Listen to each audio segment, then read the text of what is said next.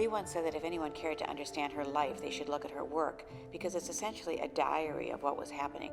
This was the moment when Lee had to reckon with who she was post-Pollock.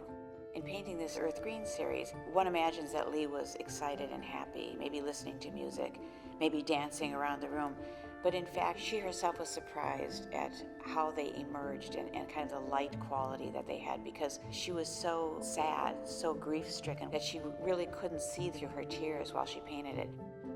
It's a true testimonial to Lee's strength as a painter that she's able to rise above her personal traumas and use that on canvas, and the result is something to behold.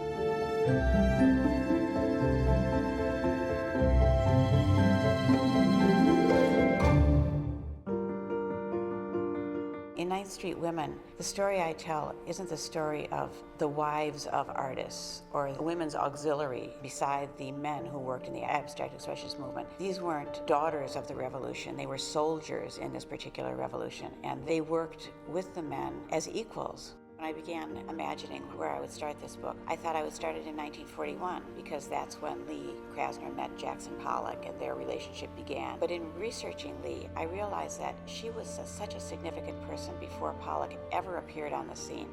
One of the unfortunate narratives about Lee that we've inherited is that she sacrificed her life, her art, and her career to promote Pollock. And it's as if she did that as a 1950s, 1940s woman would have. But Lee did it because she saw in Pollock something that was so alive, something so new, and she said, that's it. And so what she was protecting in devoting her life to protecting Jackson wasn't necessarily her husband she was protecting. She was protecting the artist Jackson Pollock. By 1955, Jackson was floundering in his work. He was down to painting one painting a year. He was drinking massively. Lee was so frustrated with him, with her life, and to her it felt like a personal failure.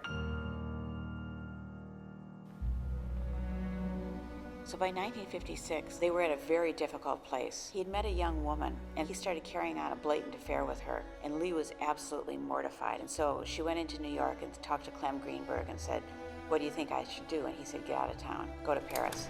And so she did. She went out dancing with John Graham. Helen Frankenthaler was there. There was a young group of expat artists there.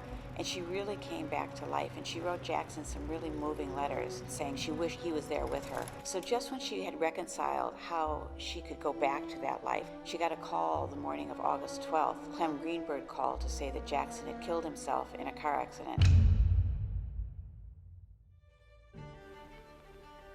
Post-Pollock, she went through a period of several works that were very angst-ridden, as you can imagine it. There were 3 figures on the canvas, and they were tortured, and they were very dark and kind of monstrous.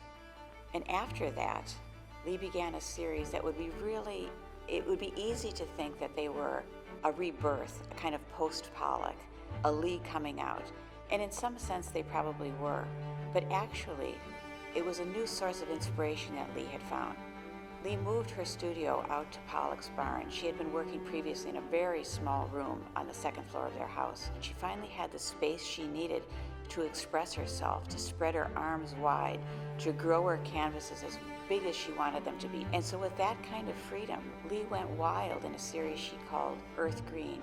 What she created, I think, is so fascinating because she said herself, suddenly the images of women, the breasts and vines and this sort of fertile imagery appeared on canvas, something that had never appeared before.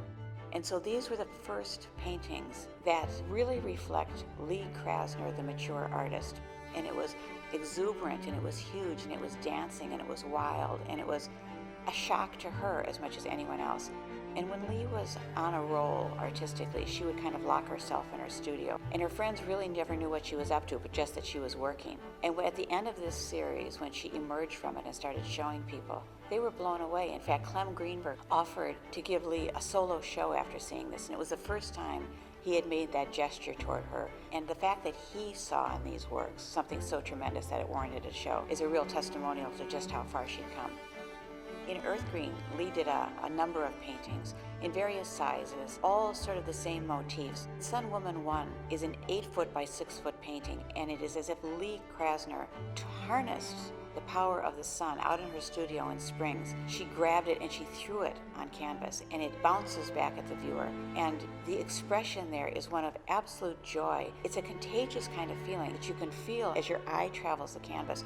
You can feel Lee's arms doing that dance. You can see her brush strokes. Yellow as a background color is very difficult to contain, and Lee allows it to come through in a way that, as I look at the painting, I almost feel like she was feeling the light coming through the cracks of the barn. It comes through the brushstrokes of the darker colors like shafts of light, and it's a very interactive painting in that way, which makes it so exciting.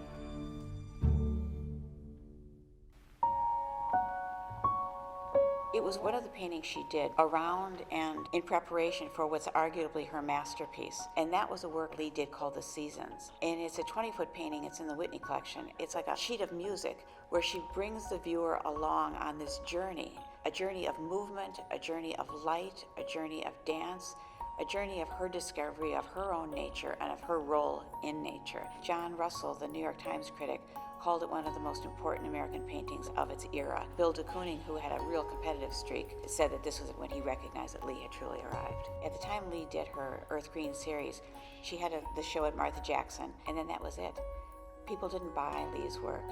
People didn't buy women's work, especially monumental works. It would have to be someone with 20-foot walls. So Lee didn't have any takers, and so she went back to her studio in Springs and continued to work. And not until 1983 was she given the sort of recognition that she knew she deserved.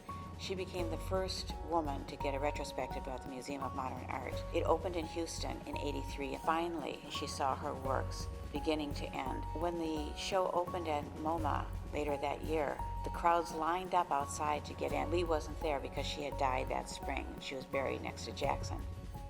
I think what we can learn from Lee is her courage and her vision. She started at a time when there was not a way forward for a woman artist. There was barely a way forward for a male artist in America at that time, and for a woman there wasn't a path at all, especially for a working class Jewish woman. And so Lee saw something in herself, recognized something in herself, and went with it, and defied all of society's norms with no safety net whatsoever. Where she found her strength, I don't know, but it carried her through her whole life.